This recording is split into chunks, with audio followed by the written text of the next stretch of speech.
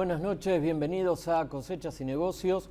Martín, ¿cómo estás vos? Hola Cristian, buenas noches, ¿cómo estás vos? Bien, bien, muy bien. Martín, bueno, la semana pasada terminó un paro de 5 días, un nuevo paro de 3 entidades rurales que intentó ser un llamado de atención, por lo menos para intentar un diálogo, para ver si se adopta alguna medida de las que están reclamando, como baja de presión impositiva, corrección de las retenciones.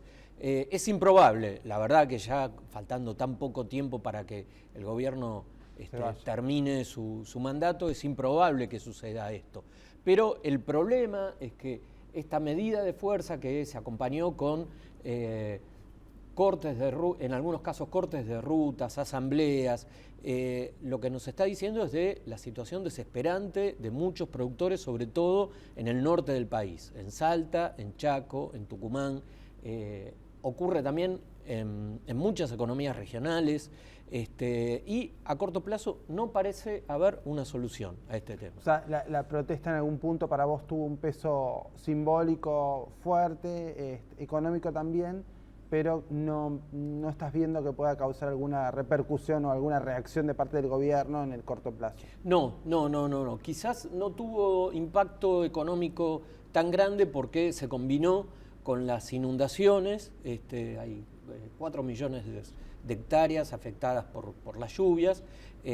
Muchos productores enviaron Hacienda al mercado de Liniers porque no les queda otra que vender en esta situación, así que el impacto económico quizás no fue tanto, es decir, se combinan estas dos situaciones.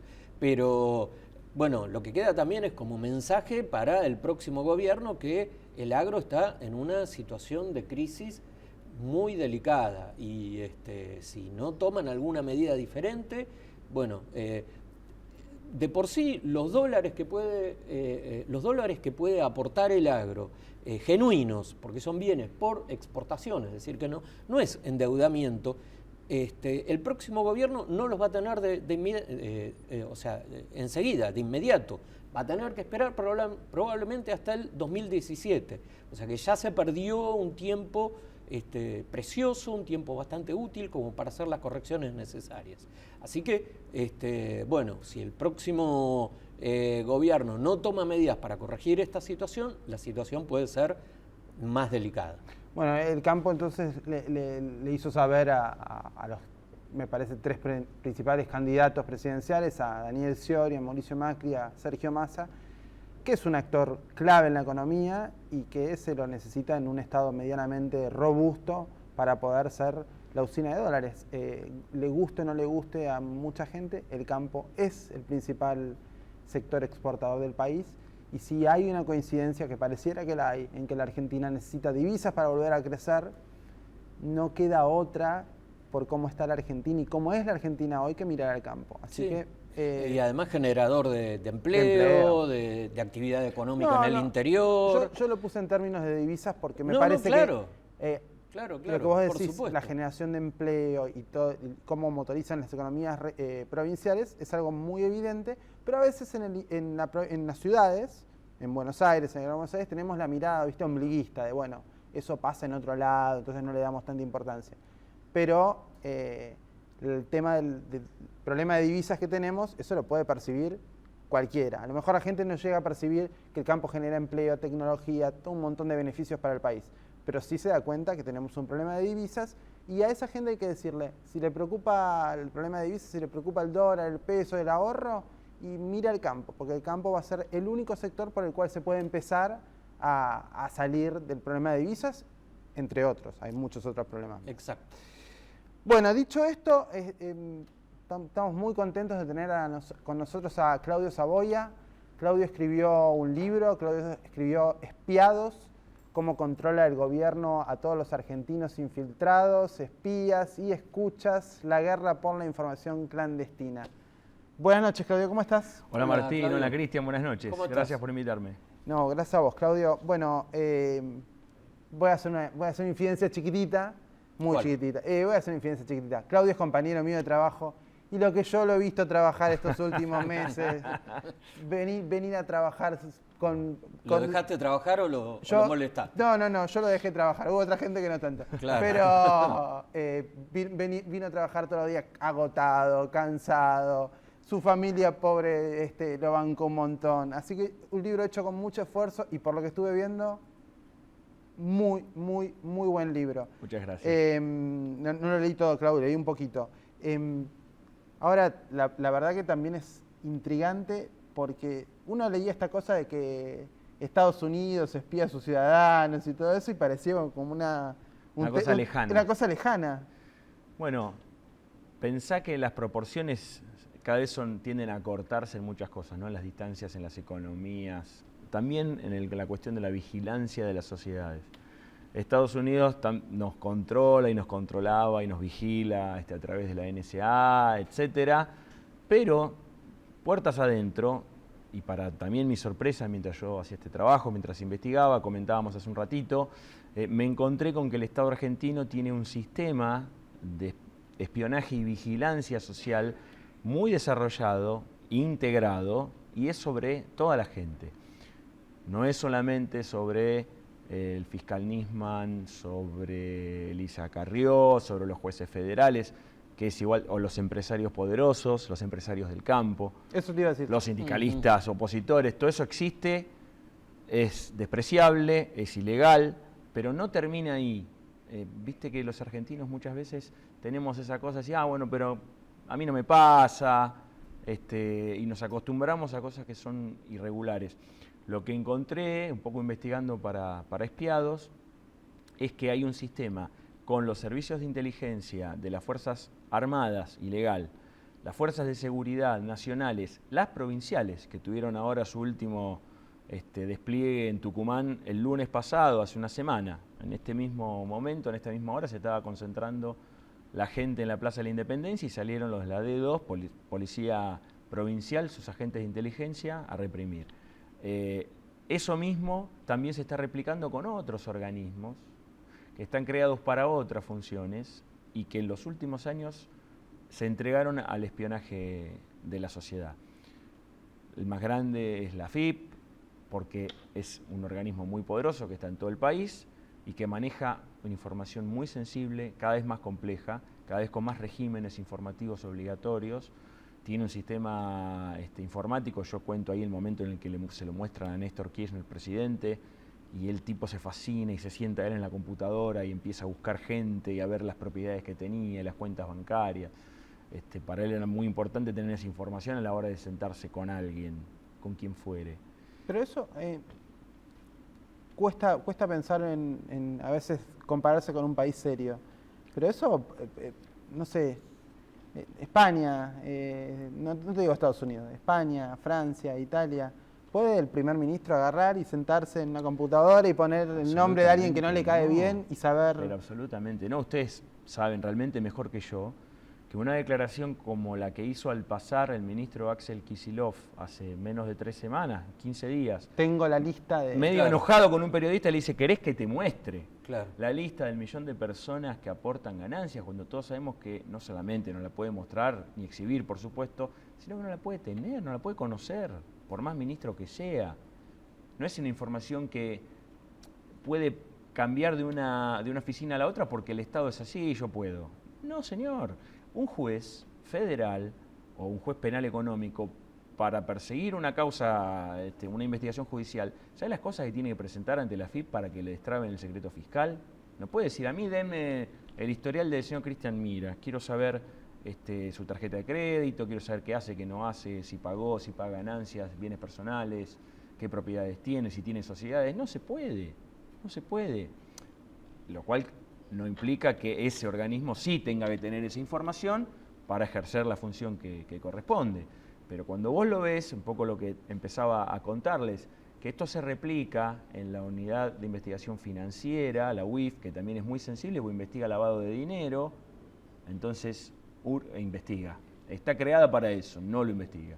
Hemos visto que el reporte de operaciones sospechosas no hay nada, no hay un solo condenado, cero, chicones, bueno. La la IGJ, Inspección General de Justicia, es el lugar donde, OTESUR también y Chicone, donde se registran las empresas que tienen sede en Capital Federal, donde tienen que presentar sus balances, OTESUR de vuelta, que no lo había hecho, y había una lista de 1000 empresas, grandes, pequeñas, porteñas, del interior, que había sido seguida, ahí es donde decimos, ¿no? El organismo que tiene que fiscalizar a todos, cuando hace diferencias y hace una selección que es política, empieza a cumplir una tarea de espionaje y vigilancia, por más que esa información que maneja sea la que le corresponde. Un organismo no puede seleccionar a quienes va a perseguir. No pueden decirte, viste, los comentarios que uno ha escuchado muchas veces, ya le cayó a la FIP, algo que no existía antes y ahora ya se transformó en una muletilla de los barrios. Y esto es contra cualquier persona. Ahí es donde quería llegar, porque si no, como empezamos desde este uso y desde los jueces federales a la gente común. Claro, ahora también ocurre que hay sectores económicos enteros que los dejan sin controlar. Absolutamente. ¿No? Que los dejan, que se manejan en negro y uno dice, bueno, ¿cómo puede ser que a algunos sí y a otros no? Es que si tenés un Estado que controla todo y vigila todo, y a él no lo controla nadie.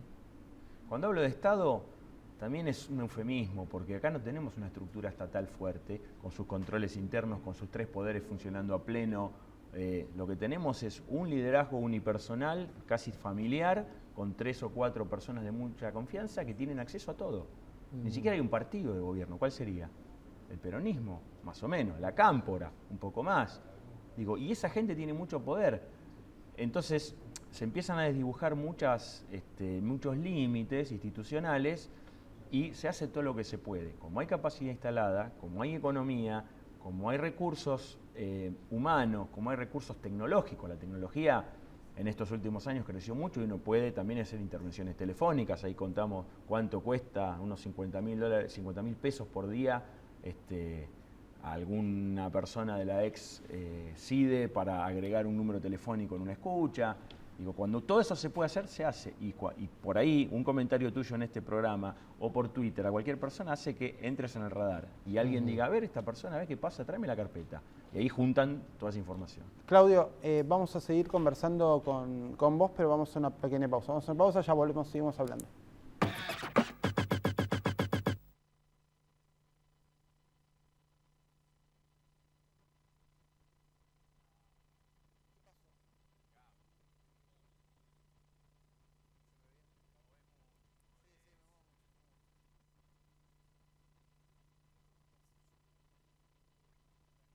Cervecería y Maltería Quilmes, referente de la industria de bebidas de la Argentina. Ayudamos a producir más alimentos con menos recursos para un mundo en crecimiento. Descubrí quiénes somos realmente. Ingresá a Descubrí Monsanto y sé parte de la conversación. Advanta presenta sus girasolazos con super, hiper, mega, archi, ultra rinde. CF202CL, CF27CL y CF31. Advanta, 40 años desarrollando el mejor girasol.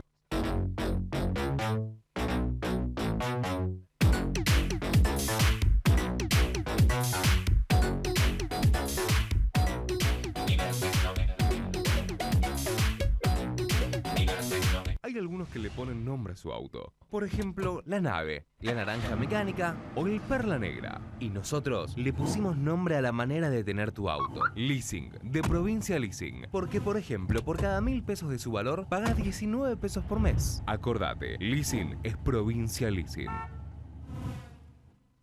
Gobernación Daniel Scioli. No hay nada más sexy que un hombre perfectamente afeitado o con una barba bien cuidada. Para eso te recomiendo este producto. Afeitadora Philips con flotación de cabezales en 12 cuotas de 72 pesos con 08. Garbarino, pensamos en vos. Syngenta. Incorporamos a la vida el potencial de las plantas. Llegó el nuevo Toyota Plan de Ahorro. El Toyota que querés, con la tranquilidad que buscas.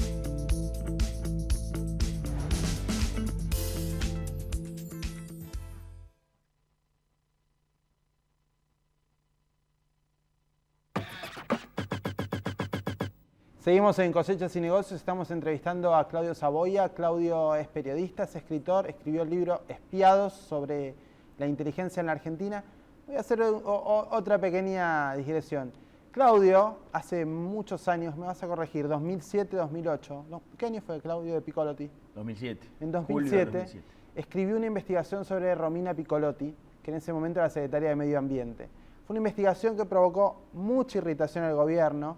El entonces jefe de gabinete, Alberto Fernández, quiso descalificar a Claudio en cuestiones personales, no sé, una serie de pavadas, así las voy a definir, pavadas, tremendas. El tiempo pasa y la justicia está investigando el caso de Romina Piccolotti. Esta semana pasó. Sí, ahora ya fue elevada a juicio oral la causa para antes de fin de año. 8 años después, ¿no? Era algo muy sencillo. Algo que Claudio hizo en el 2007, no le pudieron refutar un dato, uno. Quisieron descalificarlo a él porque no podían refutar ninguno de sus datos. Así que los que están en este libro, que sepan que si quieren buscar si quieren buscar dónde falla, les va a costar bastante, creo que no van a poder. Claudio, hubo un momento en que la presidenta, no sé si lo recordás, se enoja por una nota de Clarín. Correcto. Se enoja mucho por una nota de Clarín que hablaba de la caída de ventas del sector inmobiliario. Y como consecuencia de esa nota, sale en una cadena a decir que había mandado a investigar, en público, había mandado a investigar a un empresario porque el empresario no tenía sus pagos al día y que decía que tenía un empleado que no lo tenía. Toda esa escena a mí me resultó desconcertante. Eso no es violación de secreto. Era un empresario que había dado un testimonio en esa nota. Era un empleado del empresario y ella mandó a investigar al empleado, al empresario, a la familia. Todo eso es... Bueno, yo ese caso que vos contás lo pongo en la introducción, como para meternos en el mundo, en la cultura de la que voy a hablar en el resto de las 400 y pico de páginas. Yo creo que ese acto que vos decís inaugura la era del escrache de Estado. El escrache, prácticas fascistas sí las hay, pero que en Argentina había tenido un crecimiento, recuerdan ustedes, en los años 90 cuando los hijos de desaparecidos iban y señalaban la casa de los represores que estaban libres. Sí. Era otro sentido. Bueno, era otro sentido, pero obviamente era un acto violento también. Claro. Pero bueno, era un poco decir, no estás juzgado, estás libre, caminás por la calle, sos un asesino, te voy a marcar. Era escrachar a un asesino. Exactamente, por eso. Ahí nace y bueno, despierta una simpatía de gente que decía, bueno, esta gente lo que le quedó es esto, porque la justicia no les respondió. Ahora, eso se fue asentando, ¿no? Como el piquete, hay ciertas cosas que acá llegan y se instalan y no se van más. Pero con Cristina nace el escrache de Estado, que es una práctica, y sí, absolutamente fascista, donde todo el poder del Estado, la información, la cadena nacional se pone contra una persona o contra un pequeño grupo de personas. Se lo señala con el dedo ante todo el resto de la sociedad y se descarga sobre ella todo el poder de un Estado que es muy grande. El ejemplo que vos contás, recordemos, era el empleado de una inmobiliaria que en una nota, ni siquiera una nota política o una nota de fondo, era un testimonio que acompañaba una nota de la sección Sociedad, ni siquiera en política, y el tipo decía, desde que pusieron el cepo al dólar, nos cuesta más vender casa, lógico.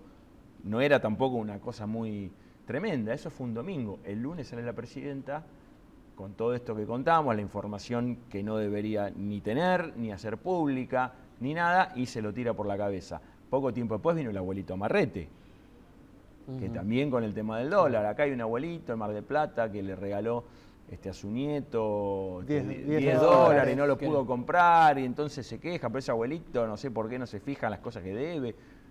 Entonces, son cosas que parecen simpáticas, pero son esa tarjeta amarilla, como en el fútbol, que te dicen guarda. Pero no sé si te pasó a vos. A mí me pasó en esos casos que escuchaba gente que defiende al gobierno decir, bueno, no, pero para reclamar no tenés que tener ninguna deuda con el Estado.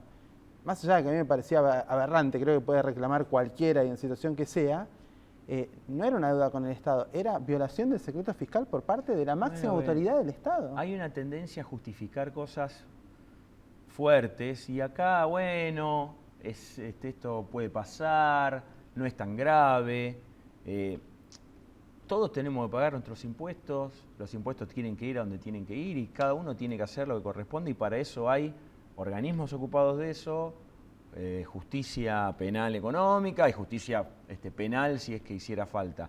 Pero eso no inhabilita a que cada cual pueda opinar de lo que quiera, donde quiera. Las redes sociales son otro campo de vigilancia muy fuerte. Otro ejemplo con el que abro el libro, es un comentario de la ministra Débora Giorgi ante empresarios automotrices. Esto fue el año pasado, antes, al término de un acto de estos que se hacían en el Salón de las Mujeres. ¿Te acordás que hubo una época donde había un acto por semana o 2 actos por semana? ¿Qué dijo? Charlando así, los empresarios se quejaban de la turbulencia sindical, que sabemos que los autopartistas de Pacheco, ¿no? Lear, están teniendo mucho conflicto sindical, sobre todo con comisiones internas de izquierda. Y Débora Giorgi los mira y dice, ¿pero ustedes no revisan el Facebook de la gente a la que van a contratar? Y la respuesta fue silencio, de gente, empresarios curtidos, digamos, en negociaciones, tipos que no empezaron hace poco tiempo, lo cuenta uno de ellos, se quedaron mudos diciendo, pero ahí tienen todo, ustedes tienen que mirar a quién van a contratar, a quién no, si van a tener que tomar algún despido, o qué hace cada uno. ¿Cómo no hacen eso? Como diciendo, si no hacen ni siquiera eso, no vengan a quejarse acá. O sea, tomar a alguien que tiene alguna simpatía por un partido de izquierda es algo que no deberían hacer. Porque lo miran, porque lo vigilan, porque tienen gente que está revisando eso, tanto en la EXIDE como Gendarmería sobre todo. Ejército también hace una parte. Cuenta un circuito de la Marina, que descubrieron una red de espionaje hace pocos años en el sur, en la base Almirante Sar, pero que la información daba vueltas por todo el país antes de llegar a Buenos Aires. Y eso lo descubrió la justicia. Entonces, volvemos al sistema, ¿no? Ahora hay un ecosistema de bases de datos públicas. Yo no sabía que existía. Una oficina que depende del ministerio de Alicia Kirchner, que se llama Sintis, es un sistema integrado de trabajadores y no sé qué más, que funciona en la órbita del Ministerio de Desarrollo Social, y funciona más o menos así. Cualquier organismo nacional, provincial, de cualquier provincia obviamente, no solo Buenos Aires, o municipal, todos los municipios de la Argentina, pueden poner en esta especie de bolsa común la base de datos que manejen. Siempre pongo el ejemplo de un registro de conductores de Quitilipi, Chaco, ¿no? ¿Digo bien? Y al adherirse a este sistema accede a todas las otras bases de datos, desde el ANSES, que guarda otro lugar que guarda un montón de información, hasta de otras provincias. La propaganda que ellos mismos hacen, hasta hace 3 meses, había 1.695 bases de datos, y ahora voy a citar textual, con información sobre los 40 millones de argentinos y 1,2 millones de personas jurídicas. Entonces, esto es lo que admiten. Yo desconocía que existía. Vos te adherís y empezás y accedés a todo lo que quieras, de cualquier persona. Y lees todo.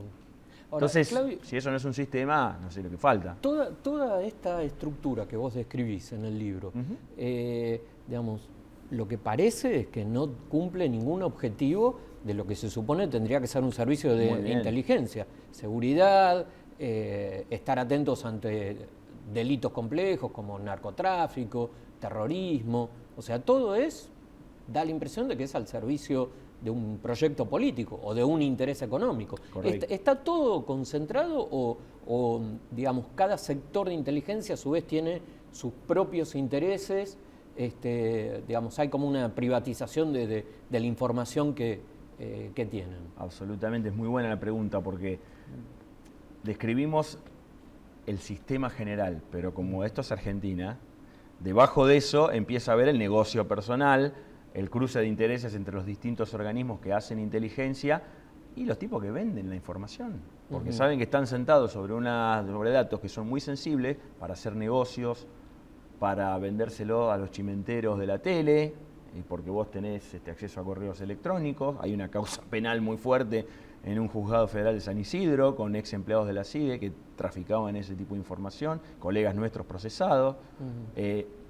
Los centros de información que manejan las cámaras de seguridad, en un momento manejan cámaras de seguridad de plazas y calles. Cuando están aburridos empiezan a seguir a alguien, miran a ver qué libro está leyendo el de la plaza, el escote de la chica que pasa por la esquina. Si hay 2 que tienen una actitud sospechosa, pero pueden ser amantes. Claro. ¿Viste? Entonces, todo eso se puede hacer porque ¿quién lo controla? Nadie. Y eso se compra y se vende y se degrada. Como dice Cris, todo muy útil aparte para pelear contra la inseguridad, contra el narcotráfico. Mientras tanto, acá tenemos sicarios colombianos, Rosario ya es Chicago 1925, El tema terrorismo, ahí seguimos con 2 atentados mortales que no tienen ningún tipo de avance, ni siquiera en su conexión local. La frontera del norte ya vimos lo que es. La protección institucional, vimos lo que pasó con los temas de los votos y todo eso. Esas cosas debería investigar también un servicio de seguridad y decir, momento, acá está alguna persona ofreciendo plata para que lo voten. Eso es ilegal y yo como agente de inteligencia lo denuncio, no lo promuevo o lo protejo. Claudio, muchísimas gracias por estar con nosotros. Gracias, Claudio. Recomendamos mucho tu libro, Espiados, Gracias. con muy buena información. Que te vaya muy bien con el libro. Muy amables, ¿eh? Cristian, nos vemos el lunes que viene. El próximo lunes. Buena semana para todos.